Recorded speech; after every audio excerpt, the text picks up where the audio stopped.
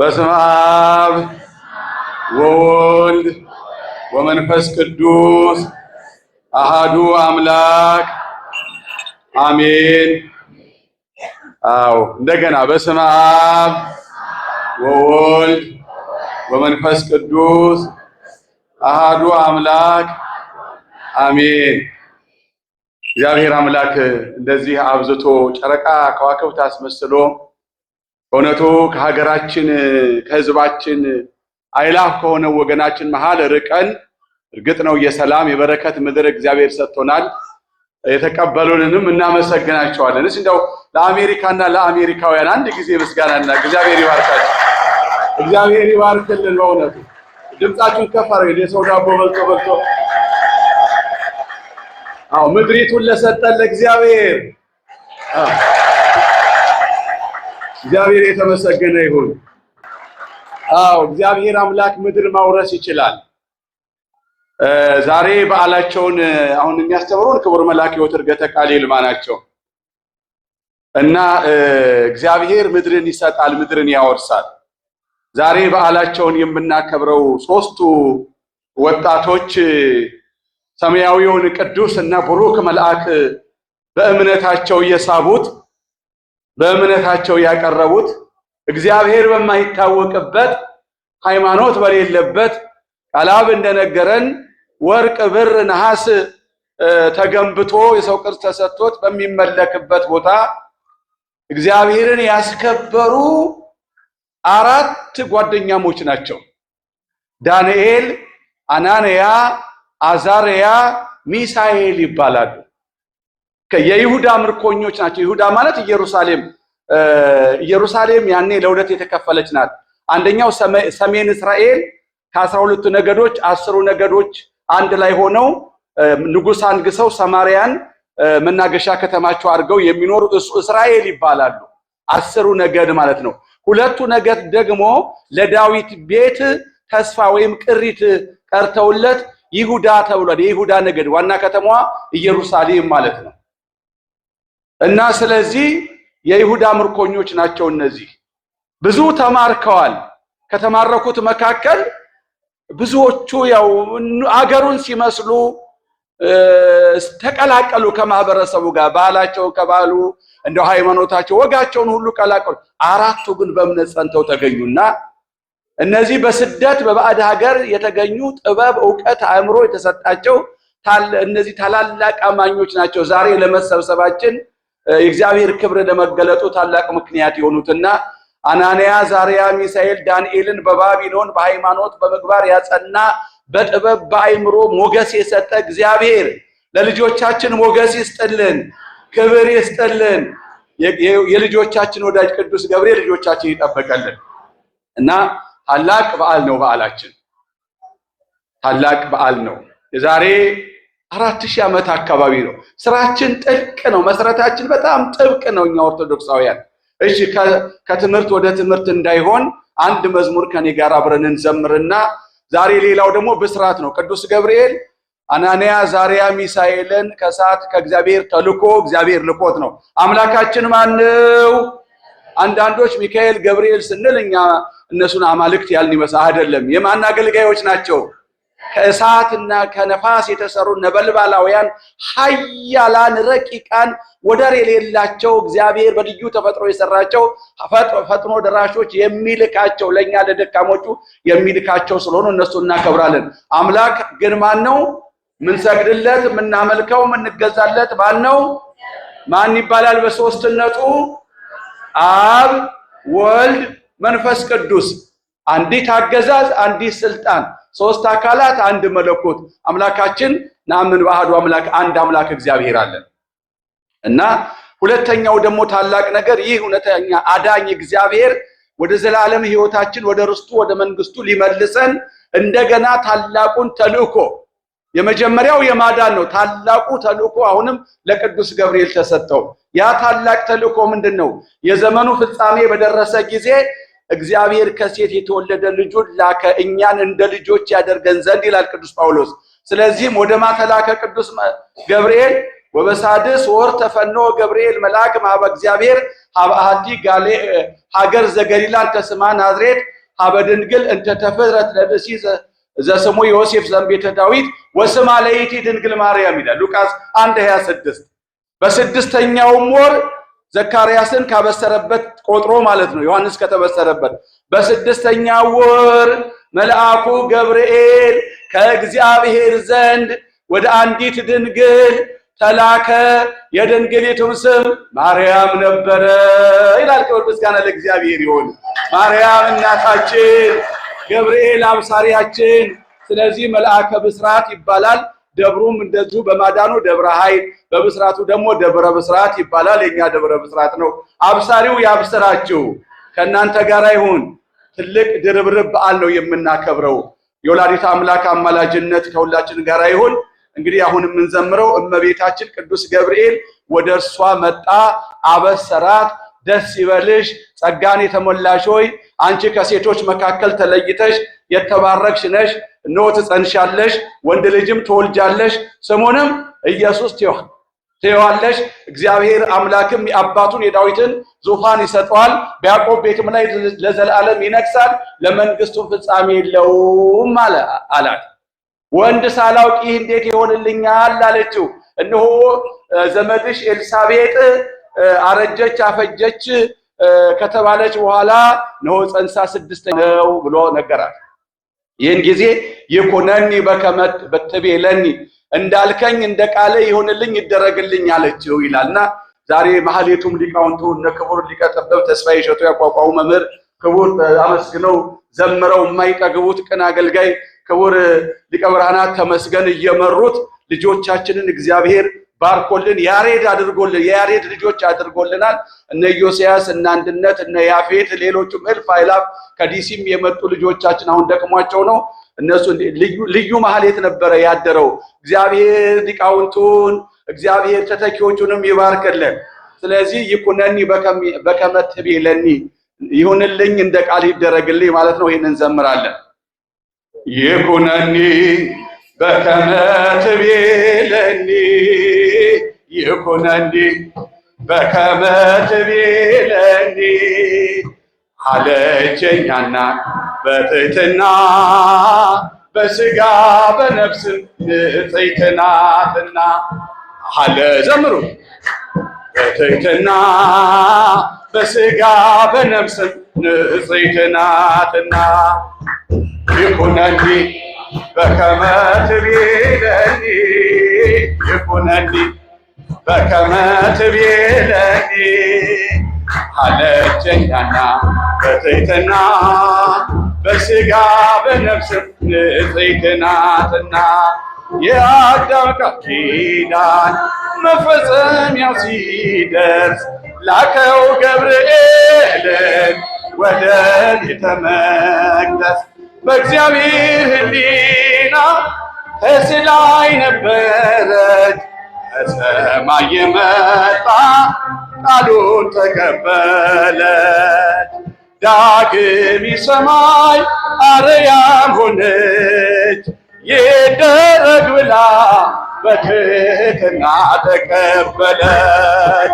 ይኩነኒ ትቤለኒ ይኩነኒ በከመ ትቤለኒ አለችኛና በትሕትና በስጋ በነፍስ ንጽሕት ናትና አለችኛና በትሕትና በስጋ በነፍስ ንጽሕት ናትና ማርያም ሆይ አትፍሪ ብሎ ያረጋጋት ካንቺ የሚወለደው መድኃኒት ነው አላት።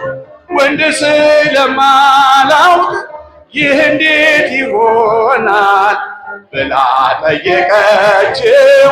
ድንግልም ገርሟታል። ከሴቶች መሃል አንቺ ልዩ ነሽ፣ በሕግ ሳይሆን በድንግልና ትወልጃለሽ። ይኩነኒ በከመ ትቤለኒ ዘምሩ ድምፅ ከፍ አድርጋችሁ በከመ ትቤለኒ አለቸኛና ትሕትና በሥጋ በነፍስ ንጽሕት ናትና አለቸኛና ትሕትና በሥጋ በነፍስ ንጽሕት ናትና ሕይወት ሊቀዳባት አድሯል በማኅፀኗ አይኖርም ከእንግዲህ የሔዋን መርገሟ የአዲሱ ኪዳን አዲስ ብስራታችን ምክንያተ ድኅነት አለች እናታችን ቃልህ ይፈጸም ይደረግ ብላ ታምር ተሰማ ኢየሩሳሌም ናዝሬት ገሊላ ይሁነኪ ትቤለኪ ይሁነኪ በከመ ትቤለኪ አለችኛና በትሕትና በሥጋ በነፍስ ንጽሕት ናት ዘምሩ አለችኛና ትሕትና በሥጋ በነፍስ ንጽሕት ናትና እጅግ አስገረመኝ የገብርኤል ዜና የነ ዘካርያስ ከቶ አይደለምና ለተመረጠችው የደረሰው ብስራት ለምን ከመሞት ከመርገም አዋጃ ከሴቶች መሃል አንቺ ልዩ ነሽ በሕግ ሳይሆን በድንግልና ትጸንሻለሽ ይሁነኪ በከመ ትቤለኪ ይሁነኪ በከመ ትቤለኪ አለችኛና በትሕትና በሥጋ በነፍስ ንጽሕት ናትና አለችኝና በሥጋ በነፍስ ላመስግን የኔ ጌታ ላመስግን ልቀኝልህ የኔ ጌታ ልቀኝልህ ሕይወቴ ነው ዝማሬም የሰጠኝ እንዳከብርህ አባቴ ሕይወቴ ነው ዝማሬ ትሩፋቴ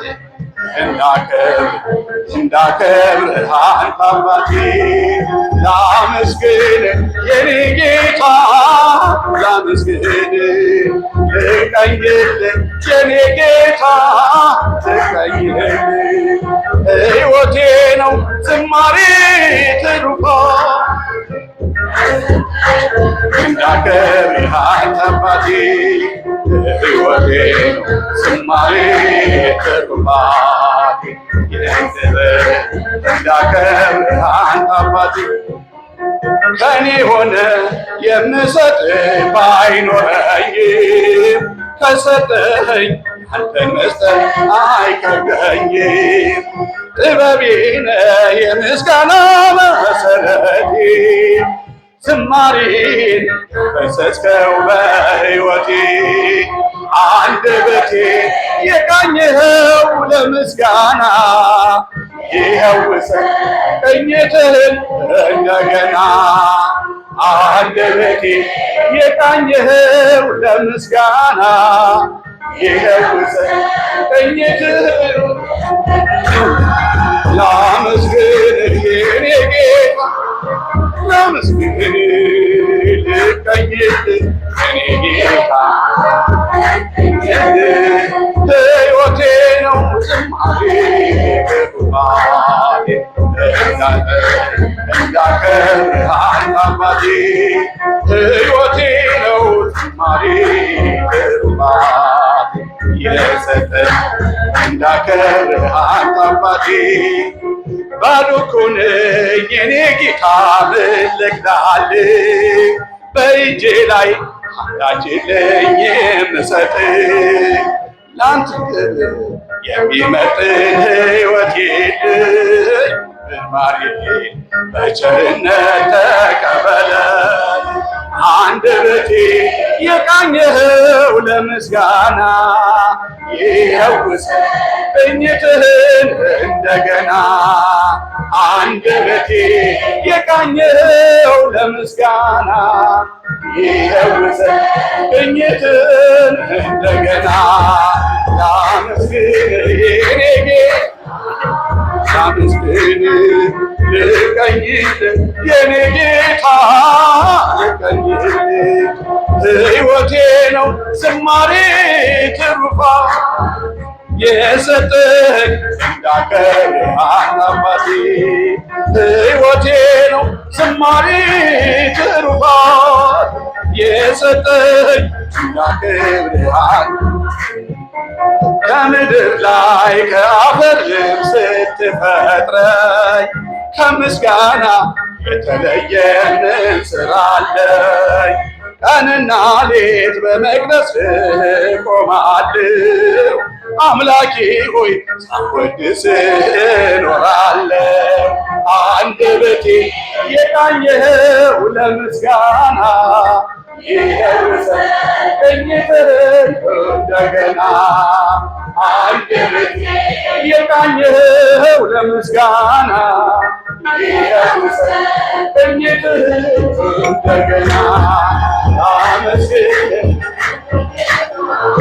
አመስግን ልቀኝል የኔ ጌታ ልቀኝል ሕይወቴ ነው ዝማሬ ትሩፋት የሰጠኝ እንዳከብርህ አባቴ ሕይወቴ ነው ዝማሬ ትሩፋት የሰጠኝ እንዳከብርህ አባቴ ዕዝራ ስጠኝ የከበረ መሰንቆህ ዳዊት ስጠኝ ሚፈውስ በገናህ መዝሙር ቅኔ ያለው ከአባቶቼ ዘምራለሁ አንተ ፍቅር ተነክቼ አንደበቴ የቃኘኸው ለምስጋና ይኸውስ ቅኝትህን እንደገና ለአንደበቴ የቃኘኸው ለምስጋና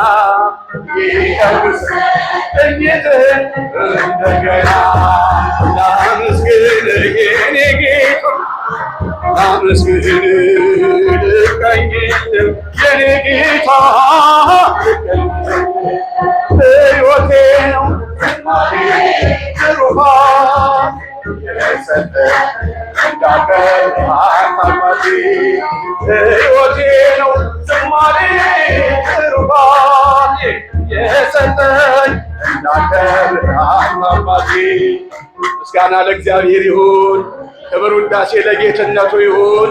እግዚአብሔር ይባርከን ይባርካችሁ። ክቡር መልአከ ሕይወት ዕርገተ ቃል ይልማ የመካነ ሕይወት አቡነ ገብረ መንፈስ ቅዱስ ካቴድራል ዋና አስተዳዳሪ እንዲሁም በእውነቱ ታላቅ የወንጌል መምህር ወንጌል ናቸው። ክቡር አባታችን የዕለቱን ትምህርት ወደ አውደ ምሕረቱ መጥተው ያስተምሩናል። ቃለ ምክር አባታዊ ትምህርት ይሰጡናል። እግዚአብሔር አምላካችን አምላከ ቅዱሳን አምላከ ዳንኤል በአንደበታቸው ሆኖ ለኛ ለሰማዕያኑ ለቤተሰቦቹ ምክሩን ትምህርቱን ያስተምረን ዘንድ ፈቃዱ ይሆንልን። የእኛንም ልቡናችንን እግዚአብሔር መንፈስ ቅዱስ ያዘጋጅልን። የሊቀ መላእክት የቅዱስ ገብርኤል ረድኤት አይለየን። በስመ አብ ድምፃቸው አይሰማም። በስመ አብ ወወልድ ወመንፈስ ቅዱስ አሃዱ አምላክ አሜን።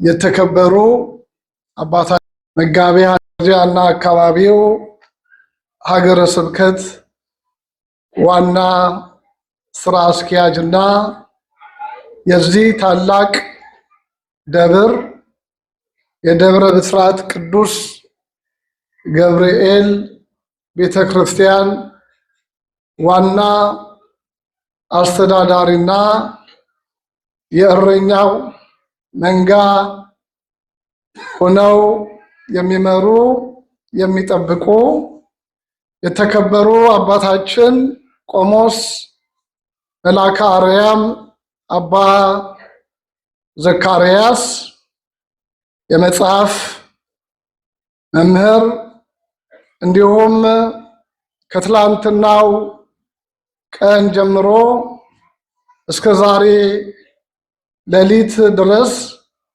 እንደ መላእክት ሆናችሁ ሳትደክሙ ሳትሰለቹ እግዚአብሔርን ያመሰገናችሁ ሊቃውንተ ቤተ ክርስቲያን ሊቀ ጠበብት ተስፋይና ሊቀ ብርሃናት እንዲሁም ወንድሞች ዲያቆናት በዚህ ታላቅ በሆነ በዓል ላይ በረከት ለመቀበል ከሩቅም ከቅርብም የመጣችሁ የታላቁ መልአክ የቅዱስ ገብርኤል ወዳጆች ከሁሉ አስቀድሞ እንደምን አደራችሁ? እንደምን ሰነበታችሁ? እንደምን ከረማችሁ? አምላከ ቅዱሳን ልዑል እግዚአብሔር ሁላችንንም በሰላም በሕይወት በጤና ጠብቆ በዚህ ቅዱስ በሆነው ስፍራ ሊቀድሰን ሊያከብረን ስለሰበሰበን ክብር ምስጋና ለእርሱ ይሁን። እስመ ረከብኪ ሞገሰ በኀበ እግዚአብሔር ተብሎ በታላቁ በገናናው በእግዚአብሔር ፊት በሚቆመው በመልአኩ በቅዱስ ገብርኤል የተመሰገነች እምይእዜሰ ያስተበጽኡኒ ኩሉ ትውልድ ከዛሬ ጀምሮ ትውልድ ሁሉ ብፅዕት ይሉኛል ያለች የእናታችን የድንግል ማርያም ረድኤት በረከት ምልጃና ጸሎት ከሁላችን ጋር እንዲሆን የአምላካችን ቅዱስ ፈቃድ ይሆንልን። እስመ ለመላእክቲሁ ይእዝዞሙ በእንቲአከ ከመ ይቀቡከ በኩሉ ፍናዊከ። መዝሙረ ዳዊት መዝሙር 90 ቁጥር 11 ላይ የምናገኘው ታላቅ የሆነ ኃይለ ቃል ነው። በዚህ ኃይለ ቃል መሰረት እግዚአብሔር እንደገለጸልን የዕለቱን በዓል ለማየት እንሞክራለን። ይህ ዛሬ የምናከብረው በዓል ድርብ የሆነ በዓል ነው። በዓላቱ በምስጢር ይገናኛሉ።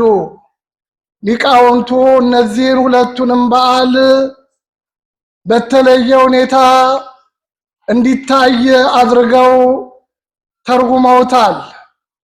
ከዘጠኙ የጌታ በዓላት ውስጥ አንዱ ፈኖ ብርሃነከ ወጽድቀከ ብርሃንህንና እውነትህን ላክልን ተብሎ እንደተነገረው አነ ውእቱ ብርሃኑ ለዓለም የዓለም ብርሃን እኔ ነኝ ብሎ የተናገረ አምላክ በጨለማ ውስጥ ላለን በሙሉ ብርሃን ሆኖ የተገለጠበትን የታየበትን ጊዜ እናስባለን።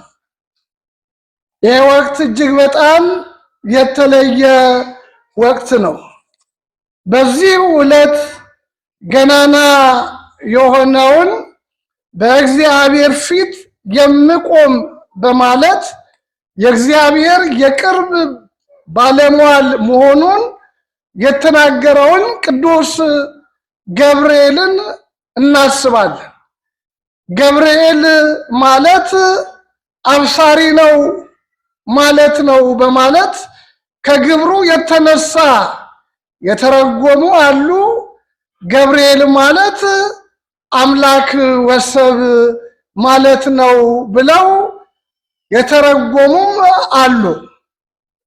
ሚስጥሩ ሁለቱም አብሮ የሚወል ትልቁ ነገር በርዕሳችን እስመ ለመላእክቲሁ የእዝዞሙ በእንቲአከ ስላንተ መላእክቱን ያዛቸዋል እንዲጠብቁህ በሁሉ መንገድ በባህር ብትል በየብስ ብትል በአየር ብትል በደጋም ብትል በቆላም ብትል በሁሉ ይጠብቁሃል። ነብዩ በዚህ ብቻ አያበቃም። በእጃቸው ብትወድቅ እንኳ አፋፍሰው ያነሱሃል። ብትፍገመገም ይደግፉሃል እያለ እንደውም አብዝቶ ይናገራል። ይህ ታላቅ ነቢይ የእግዚአብሔር መላእክትን ጠባቂነት፣ ተራዳይነት በሌላ ቦታም ሲገልጥ የእግዚአብሔር መልአክ እግዚአብሔርን በሚፈሩ ሰዎች ዙሪያ ይቆማል በማለት የእግዚአብሔር መልአክ አጥር ቅጥር ሆኖ የሚቆመው ለማንም ሳይሆን እግዚአብሔርን ለሚፈሩ ሰዎች መሆኑን ይናገራል። እግዚአብሔርን መፍራት ምን ማለት ነው? ሲራክ የተባለው ጸሐፊ እግዚአብሔርን መፍራት ጥበብ ነው ይላል። እግዚአብሔርን መፍራት ዕውቀት ነው ይላል። ነቢየ እግዚአብሔር ቅዱስ ዳዊትም ልጁ ጠቢቡ ሰለሞንም ሲተባበሩ ቀዳሚያ ለጥበብ ፈሪሃ እግዚአብሔር፣ የጥበብ መጀመሪያ ማንም መፍራት ነው። ማንም መፍራት ነው።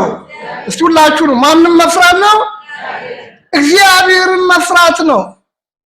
እግዚአብሔርን መፍራት ማለት ምን ማለት ነው?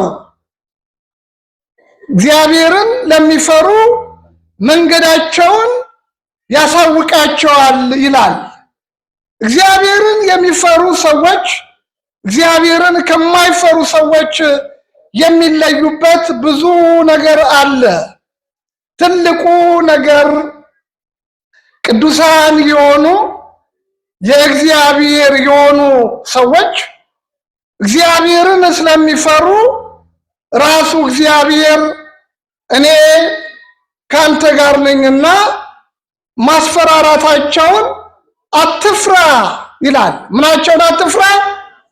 ምናቸውን አትፍራ? የሚያስፈራሩን በርካታ የሆኑ ነገሮች ሊኖሩ ይችላሉ። የእግዚአብሔር ቃል ግን እኔ ካንተ ጋር ነኝና ማስፈራራታቸውን አትፍራ ይላል። ይህንን የተረዳው ነቢየ እግዚአብሔር ቅዱስ ዳዊት በሞት ጥላ መካከል እንኳን ብሄድ አንተ ከኔ ጋር ነህና ምኑን አልፈራም? ምኑን አልፈራም? እስቲ በሉ አንተ ከኔ ጋር ነህና፣ አንተ ከኔ ጋር ነህና ክፉን አልፈራም። ብዙ የሚያስፈራሩ ነገሮች በዙሪያችን ሊኖሩ ይችላሉ። እግዚአብሔር ግን ከኛ ጋር ከሆነ የሚያስፈራን አንዳች ነገር የለም። ከእግዚአብሔር ተልከው የሚመጡ ቅዱሳን መላእክት አንዱ ትልቁ ስራቸው ከኛ ፍርሃትን ማራቅ ነው። ኢትፍሪ፣ አትፍሪ፣ አትፍራ፣ አትፍሩ ይላሉ። ሲፍገመገሙ የሚደግፉ፣ የወደቁትን የሚያነሱ፣ የተቸገሩትን የሚረዱ በመሆናቸው እነዚህ ታላላቅ የሆኑ የእግዚአብሔር ሰዎች ሕይወታቸውን በሙሉ እግዚአብሔርን በመፍራት ይኖራል። የእግዚአብሔር የሆኑ ሰዎች ይህንን ስለሚያውቁ ራሳቸውን ለእግዚአብሔር አስገዝተው ለልጆቻቸውና ለትውልዱ ፈሪሃ እግዚአብሔርን በሕይወታቸው፣ በቃላቸው፣ በኑሯቸው ያስተምራሉ። ነቢዩ ንዑ ደቂቅየ ወስሙኒ ፈሪሃ እግዚአብሔር ማርክሙ፣ ልጆቼ ሆይ ኑ ስሙኝ ማንም መፍራት ላስተምራችሁ እግዚአብሔርን መፍራት ላስተምራችሁ። እግዚአብሔርን መፍራት የጥበብ ሁሉ ጥበብ ስለሆነ ሰው እግዚአብሔርን ቢፈራ ይከብራል። እግዚአብሔርን ቢፈራ በበረከት ላይ በረከትን ያገኛል። እግዚአብሔርን እንዲፈሩ ከሕፃንነታቸው ጀምሮ የተኮተኮቱ 4 ወጣቶችን ነው ዛሬ የምናየው። ቅድመ ልደተ ክርስቶስ 600 ዓመት ናቡከደነጾር የሚባል ንጉሥ በባቢሎን ነገሰ። ጉልበቱ እጅግ በጣም የፈረጠመ ከኔ በላይ ማንም የለም ያለ ብዙ ሀገራትን እንደ ሰም አቅልጦ እንደ ገል ቀጥቅጦ የገዛ ነው። ናቡዛርዳን የተባለው የጦር አዛዡ ወደ ይሁዳ ሄዶ እስራኤልን ለመቆጣጠር ህዝቡን ለመማረክ ጊዜ አልፈጀበትም ነበረ። ለምን እስራኤል ተወረረች? ለምን እስራኤል ተማረከች? የእግዚአብሔር ሕዝብ በቀላሉ መማረክ ነበረበት? እስራኤልን ያህል ታላቅ አገር እንዲሁ በቀላሉ መያዝ ነበረባት እንዴ ብለን ልንጠይቅ እንችል ይሆናል። ነገር ግን ሕዝቡ የእግዚአብሔር ነቢያትን ስለናቁ፣ የእግዚአብሔርን ድምፅ ስላልሰሙ፣ እግዚአብሔር ያላቸውን አድርጉ ሲባሉ እምቢ ስላሉ የእግዚአብሔር የሆኑ ሰዎች እንደነ ኤርምያስ ይታረየነ ሙስና ለኢየሩሳሌም የኢየሩሳሌምን ጥፋት አታሳየን እያሉ እነ ባሮክና አቤሜሌክ በማየታቸው የኢየሩሳሌምን ጥፋት ሳያዩ ቢቀሩ፣ ነገር ግን ይህ ናቡዛርዳን የተባለው የጦር አዛዥ እጅግ በጣም ጨካኝ ስለነበረ ሴዴቅያስ የተባለውን ንጉሱን በብረት ሰንሰለት አስሮ ወደ ባቢሎን ወስዶ ድሆችንና ሕፃናትን እንዲሁም ደግሞ ሽማግሌዎቹንና አሮጊቶቹን በዛው በኢየሩሳሌም ትተው ወጣት የሆነውን ቢሮጥ የሚያመልጠውን ቢሰራ የሚያዋጣውን ቢጨብጥ የሚያጠብቀውን እያንዳንዱን ማርከው ወደ ፋርስና ወደ ባቢሎን ወሰዱ። ንጉሱ በዓይኑ ልጆቹን እያየ መልካም ባየበት ዓይን ክፉ ነገር ይበት ብለው ልጆቹን በሰይፍ ቀጧቸው። ክፉ ባየበት ዓይን ደግሞ ነገ ሌላ የተሻለ ነገር እንዳታይ ብለው ዓይኑን በወፌ አወጡት ይላል። እግዚአብሔርን ያሳዘነ ንጉሥ ነው። እግዚአብሔርን ያሳዘነ ሕዝብ ነበረ። ወጣቶቹን ወደዛ ወሰዷቸው።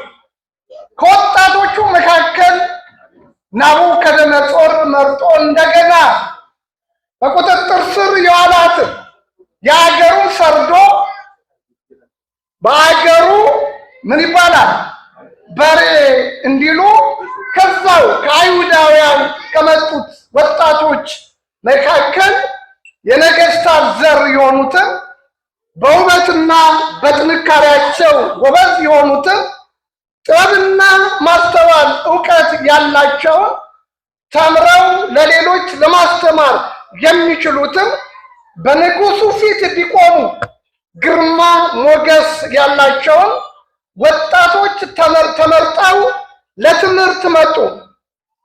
ለትምህርት ሲመጡ የሚቆዩበት ጊዜ ለ3 ዓመት ጊዜ ነበር። የሚማሩት ትምህርት ቀድሞ የተማሩትን ትምህርት አውጥተው ሌላ አዳዲስ ከነሱ ጋር የማየት ትምህርት መስጠት ነበር። አንደኛው ትምህርት የባቢሎናውያንን ቋንቋ እንዲማሩ ማድረግ። ሁለተኛው ትምህርት ከለዳውያን ሊሰጡት የነበረውን የሟርት፣ የጥንቆላ፣ የአስማት የአስተዳደርን ትምህርት መማር ነበር። ይህ ወጣቶቹ ማንነታቸውን እንዲያጡ ውስጣቸው ያለውን ነገር ጠራርጎ ከነሱ ጋር የማይስማማ ነገር ወደ ውስጥ ለማድረግ የተደረገ ጥረት ነበር። ንጉሱ በትምህርት ብቻ አይደለም እነዚህን ወጣቶች በፍቅር መያዝ እንዳለበት ስላመነ ራሱ ከሚበላው ራሱ ከሚጠጣው ከሚጣፍጠው ምግብ አብሏቸው አጠጧቸው። ከስተው ገርጥተው ከሰውነት ተራ ውጭ ሆነው ቢታዩ መጋቢው እንደሚቀጣ ተነግሮት ይህ ኃላፊነት ተሰጠ። ለምን? አንደኛ እነዚህ ወጣቶች የመጡት ከምቾት ውስጥ ነው፣ ከልባሪ ቦታ አይደለም። በምቾትና በተድላ ሕይወት ውስጥ ደግሞ ከገቡ ቀስ በቀስ አገራቸው፣ ማንነታቸው፣ ሃይማኖታቸው፣ ባህላቸው እየተዉ በባቢሎናውያን ባህል፣ በባቢሎናውያን ቋንቋ፣ በባቢሎናውያን የአምልኮ ጣዖት ውስጥ ይገባሉ ከሚለው ይህ ሁሉ እንክብካቤ ሲደረግላቸው የነበር። ይህም አልበቃ ብሎ ለውጡ ስር ነቀል ለውጥ ታውቃላችሁ? ስር ነቀል ለውጥ የተባለው በኢትዮጵያ የስልሳዎቹ አብዮት ይዞ የመጣው ለውጥ ነው። ከዛ ጊዜ ጀምሮ አገራችን ኢትዮጵያ መያዣ መጨበጫ አታ ውሏ የጠፋበት አገር ሆና ትታያለች። ስር ነቀል የሆነ ለውጥ በእነዚህ ልጆች ላይ ያስፈልጋል ስለተባለ የመጀመሪያው እርምጃ ምንድነው? ስማቸውን መለወጥ ነበር። ምናቸውን መለወጥ? ስማቸውን መለወጥ። ዳንኤልን ብልጣሶር አለው፣ አናንያን ሲራቅ አለው፣ ሚሳኤልን ሚሳቅ አለው፣ አዛርያን አብዳጎን ብሎ ጠራው። ዳንኤል ማለት እግዚአብሔር አዳኝ ነው ማለት ነው። ብልጣሶር ማለት የበዓል መስፍን ማለት ነው። አናንያ ማለት ርሩህ ደግ ማለት ነው። ሲድራቅ ማለት የፀሐይ አምላክ ነው። ሚሳኤል ማለት እግዚአብሔር የሚመስል ማለት ነው። ሚሳቅ ማለት ግን ባሻቅ የተባለ ጣዖትን የሚመስል ማለት ነው። አዛርያ ማለት እግዚአብሔር ይረዳናል ማለት ነው። አብደናጎ ማለት የእሳት አምላክ ማለት ነው።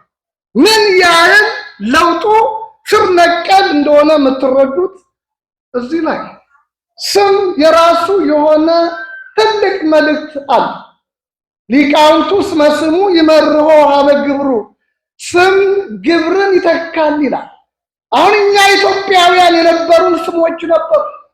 ዛሬ ብዙዎቻችን ለልጆቻችን የምናወጣቸው ስሞች ምን አይነት ስሞች ናቸው?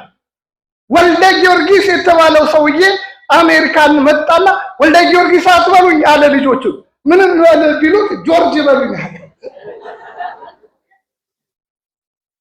ራስን ማጣት እንግዲህ ጆርጅ ጊዮርጊስ ነው ልትለኝ ትችላለህ። በእኛ ሀገር ቀጥታ እንደዚህ አይነት ስም አይሰጥም። ጊዮርጊስ አይባልም፣ ገብርኤል አይባልም፣ ሚካኤል አይባልም፣ ኢየሱስ አይባልም፣ ማርያም አይባልም። ወልደ ኢየሱስ ሊባል ይችላል፣ ገብረ ኢየሱስ ሊባል ይችላል፣ ወለተ ማርያም ሊባል ይችላል። ስፓኒሹ ጋር ብትሄድ ኢየሱስ አለ፣ ማርያም አለ፣ ገብርኤል አለ፣ ሚካኤል። የኛ በትህትና ገብረ እግዚአብሔር ወልደ እግዚአብሔር ተብለ ልትጠራ የእግዚአብሔር ልጅ የእግዚአብሔር አገልጋይ ወልደ ጊዮርጊስ የጊዮርጊስ ልጅ ቃል ኪዳን ስላለ በዚህ በስልሳዎቹ አካባቢ ላይ መቼም አብዮቱ የፈነዳበት ዘመን ነው። አንድ አቶ በለጠ የሚባል ሰው ነበር። ማን የሚባል አቶ በለጠ የሚባል እና ሰውየው ስሜታዊ ነው። ከነፈሰ ሁሉ ጋር የሚነፍስ ነው። ልክ አብዮቱ ሲቀጣጠል አየና እንደው የሆነ ነገር ይዞለት የመጣ የመጀመሪያውን ልጅ አብዮት ብሎ ጠራ። ሁለተኛ ልጅ በአመቱ ደገመ። ሁለተኛውን ልጅ ደርግ ራሱን እያፈረጠመ የመጣበት ሰዓት ነበረና ደርግ ብሎ ጠራ። ሶስተኛ ልጅ ደገመ። የሶስተኛውን ስም ደግሞ ሶሻሊስት ብሎ ጠራ። ለጊዜው ያ ሰው ልክ እንደ አንድ ታጋይ አድርጎ ራሱን ቆጠረ። በሄደበት ቦታ ሁሉ እኔ እኮ ልጆችን ስማቸውን ምን ያህል የአብዮቱ ደጋፊ እንደሆንኩኝ የጠሯቸው አብዮት በለጠ፣ ደርግ በለጠ፣ ሶሻሊስት በለጠ ብዬ ነው አለ። የማይቀየር ነገር የለም። ደርግ እንዳልነበረ ሆኖ ወደቀ። ወዳጆች መንግስቱ ዘላለም ወምኩና ኑኒ ለትውልደ ትውልድ መንግስቱ የዘላለም መንግስት የሆነች የማን መንግስት ናት? የማን መንግስት ናት? ተናገሩ። የማን መንግስት ናት? የሰው ልጅ ሁሉ ነፃ የምታወጣ መንግስት ትምጣ። ምን መንግስት ከመንግስት ትምጣ የማናፍርባት የእግዚአብሔር መንግስት። በዛች መንግስት ውስጥ ጨቋኝና ተጨቋኝ የለም። ነፃ የሚያወጣና ነፃ የሚወጣ የለም። በዛ መንግስት ውስጥ ትንሽ ትልቅ የለም። በዛ መንግስት ውስጥ ባሪያ ሎሌ የለም። በዛ መንግስት ውስጥ የቅርብና የሩቅ ብሎ ነገር የለም። ይሄ ሰውዬ ነገር ሲለወጥ አንገቱን ቀና እንዳላደረገ አሁን ግን አንገቱን እየደፋ ከሱ ይበልጥም ምንም የማያውቁ ልጆቹ አንገታቸውን እየደፉ መሄድ ጀመረ። ይሄ ሰውዬ ግድ የለም ልጆቼ ስማችሁን አስቀይራለሁ ብሎ ፍርድ ቤት ሄደ። ፍርድ ቤት ሲሄድ ይሄን ያህል ብር ክፈል ተባለ። ምን ለመለወጥ አሁን ሰውየው ክፈል የተባለው ገንዘብ ጨርሶ የሌለው ነገር ምን ያህል ጠበብ ግድ የለም የሶስቱንም ልጄን ስሞች ከምቀይር ለምን የኔን ስም አልቀይርም ብሎ በለጠ የሚለው ቀለጠ ብሎ ጠራ ይባላል። አብዮት ሶሻሊስት ደርግ ቀለጠ። የማይቀልጠው የማን መንግስት ነው? አያችሁ፣ ለስሞቻችን ለምታወጧቸው ስሞች ትርጉሞች ለልጆቻችሁ በመንገር ማስረዳት እጅግ በጣም አስፈላጊ ስር ነቀል የሆነ ለውጥ ነው። ናቡከደነጾር በእነዚህ ልጆች ላይ ያደረገው ማንነታቸውን አይዴንቲቲያቸውን እንዲያጡ ባህላቸውን እንዲያጡ። ነገር ግን እነዚህ ሶስቱ ወጣቶች አራተኛው ዳንኤል ከንጉሱ ከታዘዘው ከጣፈጠው መብል በልተው ይረክሱ ዘንድ አልወደደም። መጋቢያቸውን ግድ የለም እሱን ከኛ አርቀው ጥራጥሬ ብቻ አቅርብልን የምንጠጣውንም ውሃ ስጠን አሉ። አይሆንም፣ ከሌላ አገር ከመጡት ሰዎች እናንተ ከስታችሁ ገርጥታችሁ ብትታዩ እቀጣለሁ። አይሆንም አለ። ግድ የለም ለ10 ቀን ብቻ ጊዜ ስጠን።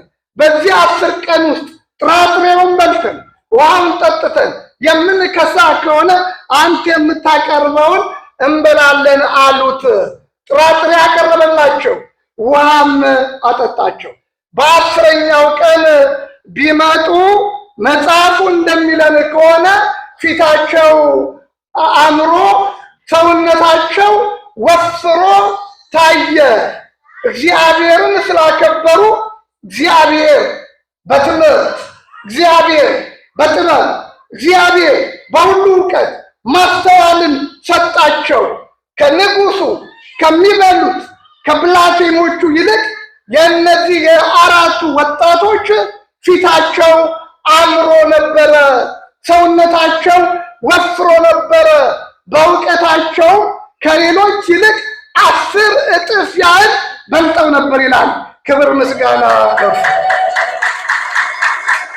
የእግዚአብሔር ጸጋ ይህን ያህል ሰውን ያከብራል። ራሱ እግዚአብሔር የሚያከብሩኝን ምን አደርጋለሁ? የሚንቁኝን እንቃለሁ። እግዚአብሔር ሁላችንንም እንዲያከብረን ፈቃዱ ይሁንልን። በመጀመሪያ ግን እግዚአብሔርን ማን ያክብረው? እኛ እናክብር። ወርቅነቱ የሚታወቀው እሳቱ ውስጥ ሲገባ ነው። እየጠራ የሚሄደው። አለበለዚያ ግን የሚያብረቀርቅ ሁሉ ምን ሊመስል ይችላል? ወርቅ ሊመስል ይችላል። እሳት ውስጥ ግን ሲገባ ወርቅ ካልሆነ ይቀልጣል። እያንዳንዳችን በሃይማኖት ውስጥ ስንኖር የተለያዩ ፈተናዎች ሊያጋጥሙን ይችላል። ብዙ ጊዜ ስንፈተን ለምን ይሄ ፈተና ደረሰብን? ምን ብበድል ይሆን? ምን ባስቀይም ይሆን? ምን ሰርቼ ይሆን እንላለን፣ እናጉረመርማለን። ነገር ግን ጻድቅ እግዚአብሔርን የሚፈራ ከክፉ ሁሉ የራቀ ተብሎ የተነገረለት ታላቁ የትዕግስት ሰው ኢዮብ በብዙ ፈተና ውስጥ አልፏል። በሀብታችን ልንፈተን እንችላለን። በእውቀታችን ልንፈተን እንችላለን። በስልጣናችን ልንፈተን እንችላለን። በቤተሰቦቻችን ልንፈተን እንችላለን። አገልጋዮች በአገልግሎታችን ልንፈተን እንችላለን። በአጠቃላይ የክርስትና ሕይወት በተለያየ ፈተና ውስጥ የታጀበ መሆኑን ለአንድ ጊዜም ቢሆን መዘንጋት የለብንም። እነዚህ አራት ወጣቶች እየተፈተኑ ያሉበት ሰዓት ነበረ። ትልቁ የነዚህ የወጣቶቹ በተለይ በመንፈሳዊ ሕይወታቸው ራሱ ናቡከደነጾርን እንኳ ሳይቀር ማርከውት ነበረ።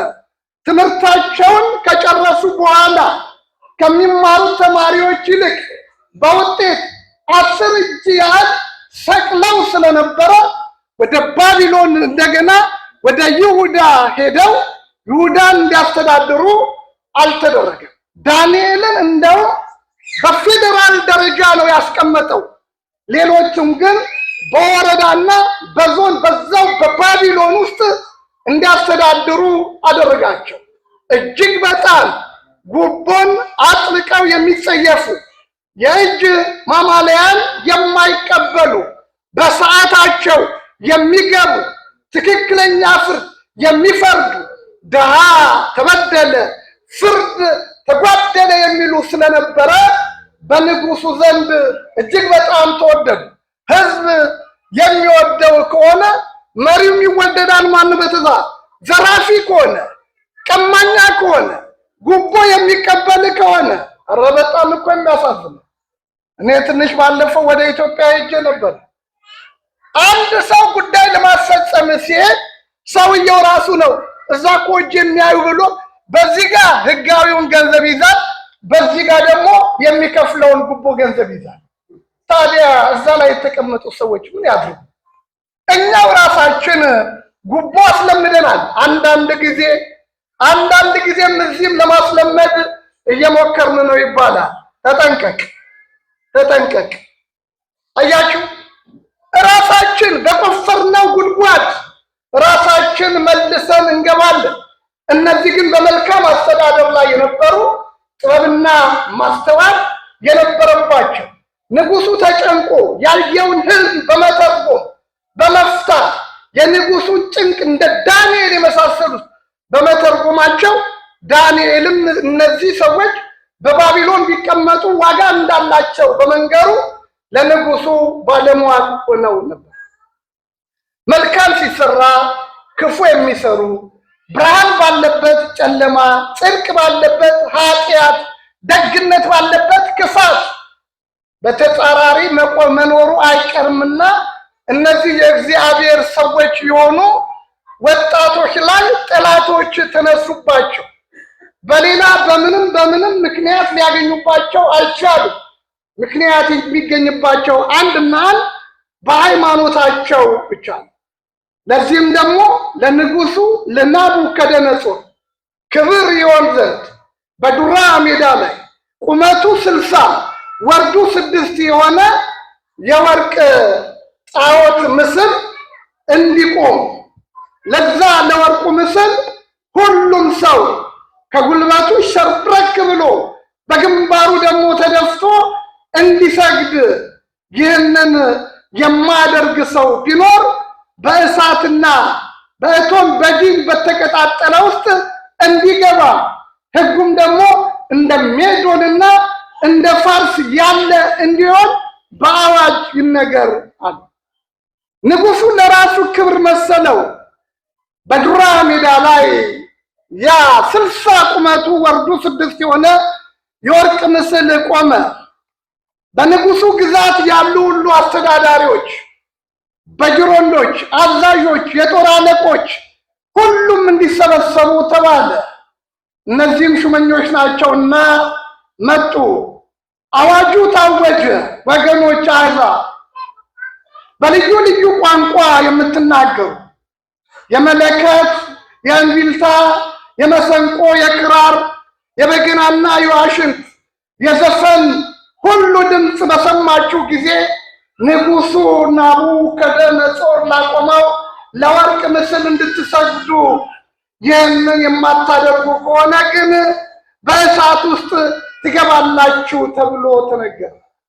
ከታላቁ ጀምሮ እስከ ታናሹ እንደ ንጉሡ አጎንበሱ እንደሚባለው ሁሉም ለዛ ለጣዖት ለዛ ለወርቅ ምስል እየተንከባለለ ሰገደ።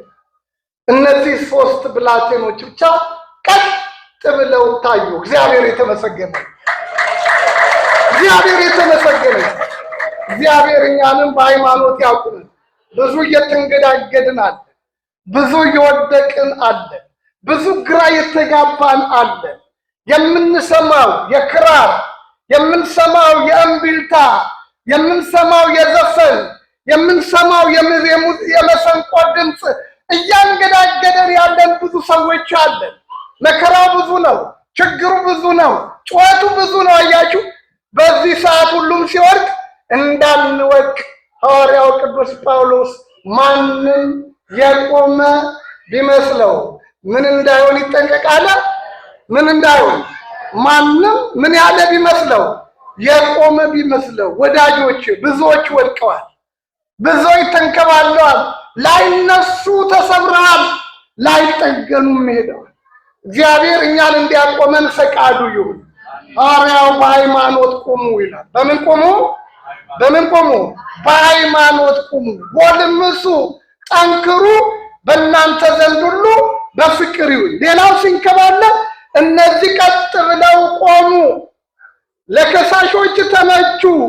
ተያዙና ወደ ንጉሡ ናቡከደነፆር ቀረቡ። ሁሉ ሰግዷል፣ ሁሉ ተንበርክኳል። እነዚህ ግን ከይሁዳ የመጡ በአውራጃውና በወረዳው የሾምካቸው ባለሟሊ ናቸው የምትላቸው ስለናቁህ አንተ ላቆምከው ለወርቁ ምስል አንሰግድም ብለዋል አሉት። ያን ጊዜ ንጉሡ ለማመን ተቸገረ። ብዙ ነገር አድርጎላቸዋል። ከሚበላው እንዲበሉ፣ ከሚጠጣው እንዲጠጡ፣ ባለሟሎቼ ናቸው ብሎ ሹመት ሰጥቷቸዋል። ሹመት የማያማልለው ማን አለ? ስልጣን የማያማልለው ማን አለ?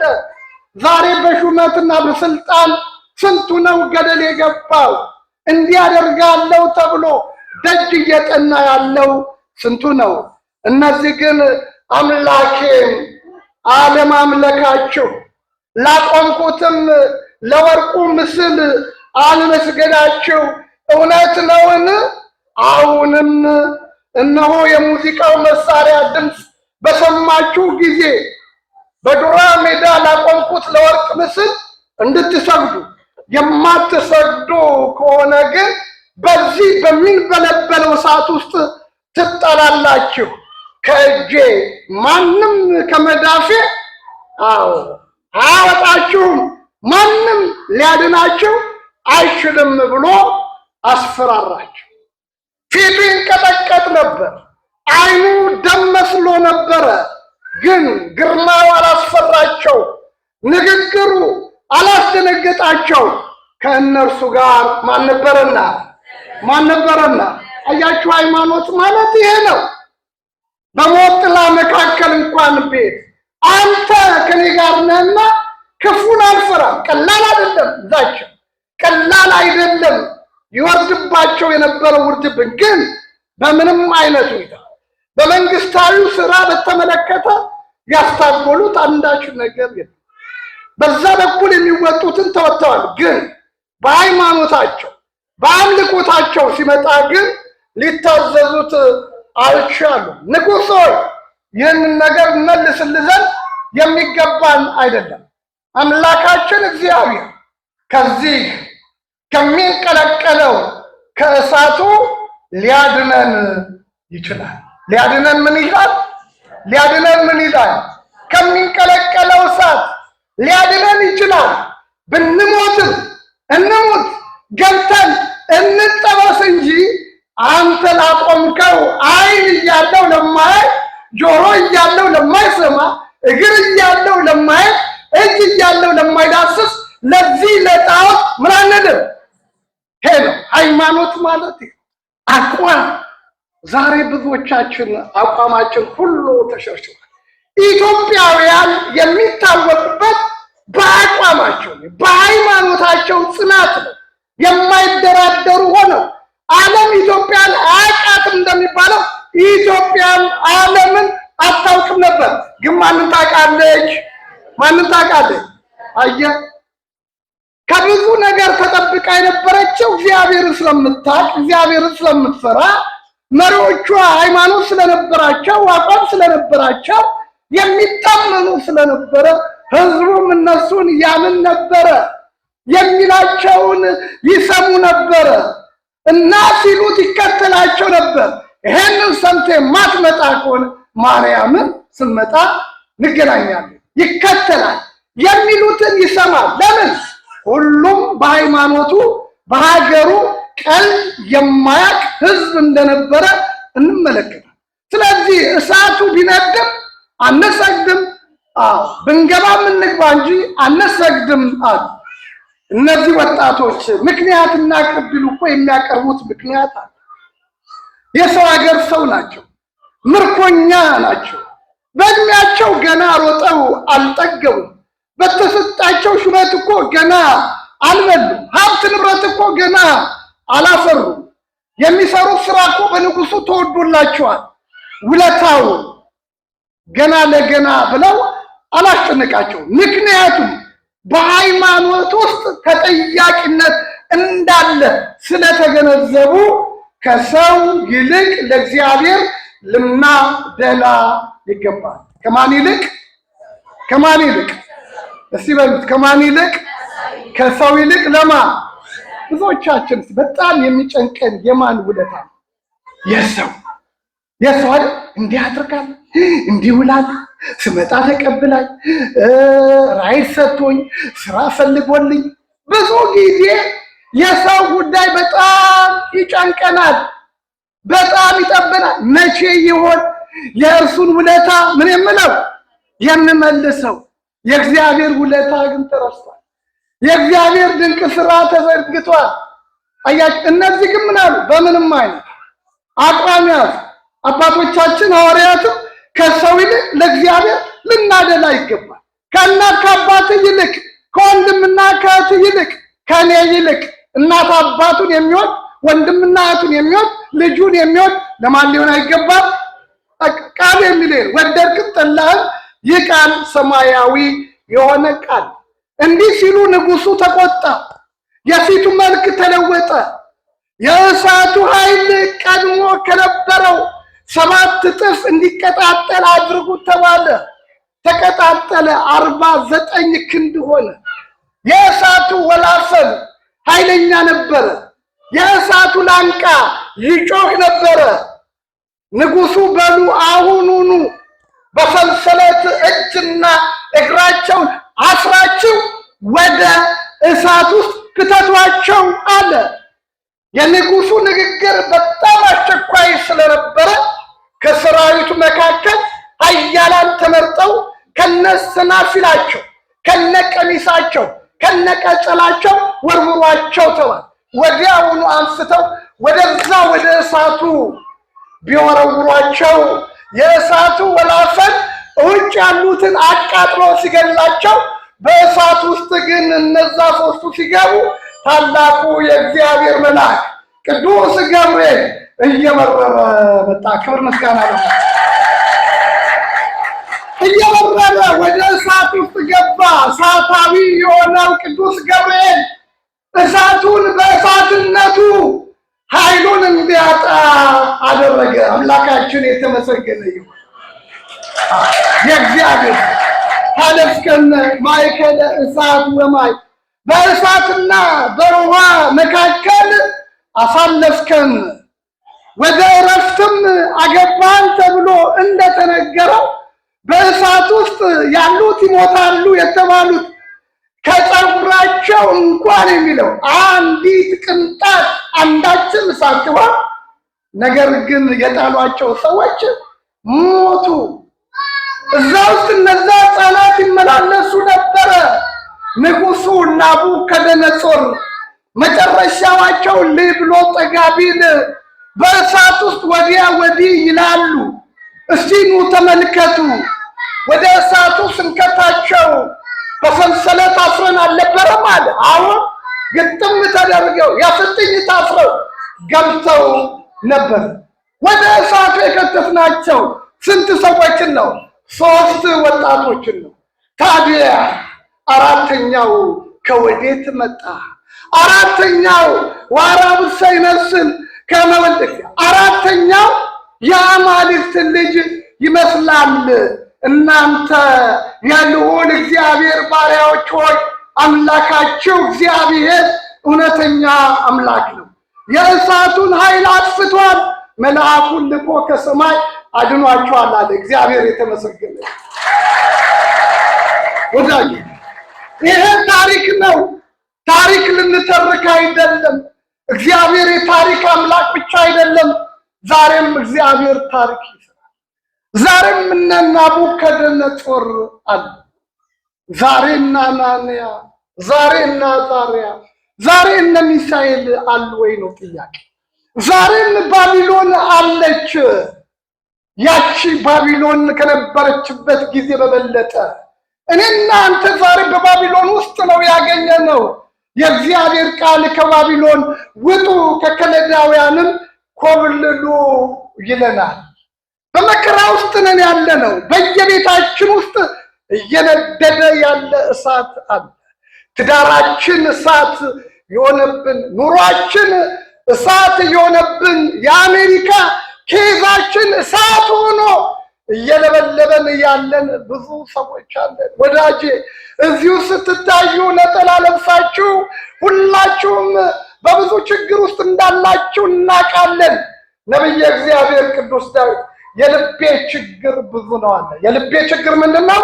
ብዙ ነው። የልጆች አስተዳደግ እሳት የሆነብን፣ በአጠቃላይ መክበቡንስ ከበቡኝ ብሎ እንደተናገረው በብዙ ችግር ውስጥ ልንገኝ እንችላለን። ግን እንመን።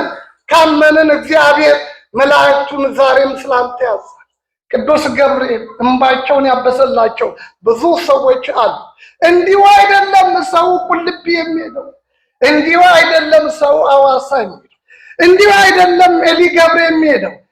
የገብርኤል ቤተክርስቲያን በተተከለበት በሙሉ ከቦታ ቦታ እየነቀለ የሚሄደው እንዲሁ አይደለም። ይህዝዞም ስላንተ ስላዘዘው ገብርኤልን እየበረረ እየመጣ ዛሬም ከወደቅንበት የሚያነሳ እንባችንን የሚያብሰን ስንፍገመገም የሚደግፈን እሳት ውስጥ የገባነው ከእሳት የሚያወጣን የታላቅ የሆነ የእግዚአብሔር መልአክ ነው።